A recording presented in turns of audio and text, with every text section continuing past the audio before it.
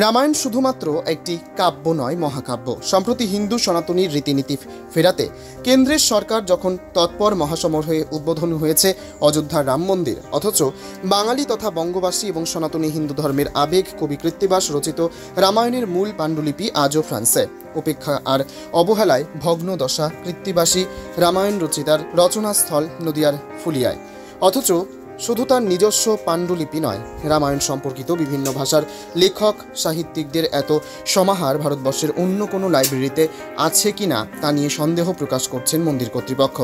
অথচ গবেষক হোক কিংবা ছাত্রছাত্রীরা আজ কৃত্তিবাস এবং রামায়ণ সম্পর্কিত বহু অজানা তথ্য থেকে বঞ্চিত রয়েছেন শুধুমাত্র সরকারি উদাসীনতার কারণে। রাজ্য সরকারের উদ্যোগে 1960 সালে কৃত্তিবাসের স্মরণে ফুলিয়ায় বয়রায় একটি গ্রন্থাগার তথা কমিউনিটি হল তৈরি করেছিল রাজ্য সরকার। 1967 সালে গ্রন্থাগারটি খুলে দেওয়া হয় সর্বসাধারণের জন্য। সেখানে 14টি ভাষার রামায়ণের অনুবাদ রয়েছে। আছে কৃত্তিবাসের স্বহস্তে রচিত রামায়ণের পাণ্ডুলিপির সেই ফটোকপি। বাংলা সাহিত্যের অন্যতম পথিকৃৎ, বাংলায় রামায়ণের রচয়িতা কৃত্তিবাস ওঝার স্মৃতিতে তৈরি সেই লাইব্রেরিও বর্তমানে অবহেলিত।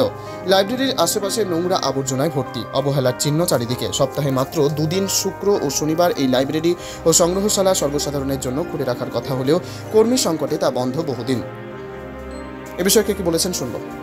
কবি কৃত্তিবাস ওঝা, তার জন্মস্থান ফুলিয়াতে, আমাদের আবেগ। কৃত্তিবাস ওঝার যে জন্মস্থান, সেখানে লাইব্রেরি ছিল, মিউজিয়াম ছিল, সবটাই আজ ধ্বংসের পথে। দীর্ঘদিন ধরে লাইব্রেরিতে কোনো প্রকার নিয়োগ নেই, লাইব্রেরিয়ান নেই, ফলে সেটা বন্ধ হয়ে পড়ে থাকে। পর্যটকরা আসেন, তারা কৃত্তিবাস সম্পর্কে জানার চেষ্টা করেন, কিন্তু দীর্ঘদিন ধরে বন্ধ থাকায় তারা জানতে পারছেন না। আসলে রাজ্যের সরকার, তৃণমূলের সরকার, হিন্দু সংস্কৃতির যে ঐতিহ্য তাকেই ধ্বংস করে দিচ্ছে। এরা মসজিদ করবে, এরা মাদ্রাসা করবে, হ্যাঁ, এইসব দিকে লক্ষ্য। আসলে একটা কমিউনিটিকে তোষণ করতে করতে একটা ভয়ঙ্কর জায়গায় পৌঁছে গেছে। আমরা মনে করি যে অবিলম্বে বাংলায় রামায়ণ রচয়িতা কৃত্তিবাস ওঝা এই যে মিউজিয়াম এবং লাইব্রেরি অবিলম্বে খোলার ব্যবস্থা করতে হবে। রাজ্য সরকারকেই করতে হবে এবং লাইব্রেরিয়ান নিয়োগ করতে হবে, যাতে মানুষ, পশ্চিমবাংলা কেন সারা পৃথিবীর মানুষ কৃত্তিবাস সম্পর্কে জানতে পারে। দুই, আপনি দেখবেন যে চলে যান আপনার সরস্বতী পাঠাগার নৃসিংহপুর, সেখানেও একই অবস্থা। মানে প্রচুর টাকার বই এবং দুষ্প্রাপ্য বই যাকে বলা যায়, সে বইগুলো পড়ে পড়ে নষ্ট হচ্ছে। আপনি ফুলিয়াতে যে গ্রামীণ পাঠাগার আছে, একই দুরবস্থা, ছাদ ফুটো হয়ে জল পড়ছে। কোনো ডেভেলপমেন্টের ক্ষেত্রে ভূমিকা নিচ্ছে না রাজ্যের সরকার, শুধু তোষণ নীতির কারণে এই ভয়ঙ্কর পরিস্থিতি তৈরি করছে রাজ্যের তৃণমূলের সরকার। আমরা পঞ্চায়েত সমিতির পক্ষ থেকে কৃত্তিবাসে ইতিমধ্যে 15 লক্ষ টাকার ডেভেলপমেন্ট করেছি জন্মস্থানের। ফলে যেখানে তিনি বটগাছের তলায় রামায়ণ রচনা করেছিলেন, সেখানে আমরা 15 লক্ষ টাকা দিয়ে সেটা সুন্দর করেছি, লাইটের ব্যবস্থা করা হয়েছে, আমরা করেছি। কিন্তু রাজ্যের সরকার যদি লাইব্রেরিয়ান না দেয়, তাহলে কি করে সংগ্রহশালা বা গ্রন্থাগার চলবে?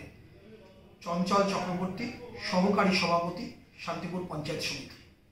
এই যে লাইব্রেরি, কৃত্তিবাস লাইব্রেরি, এটা তো বেশ কিছুদিন ধরে বন্ধও থাকে বেশিরভাগ সময়, এবং যারা পর্যটক আসে বা সাধারণ মানুষ, তারা কৃত্তিবাস সম্পর্কে জানতে পারে না।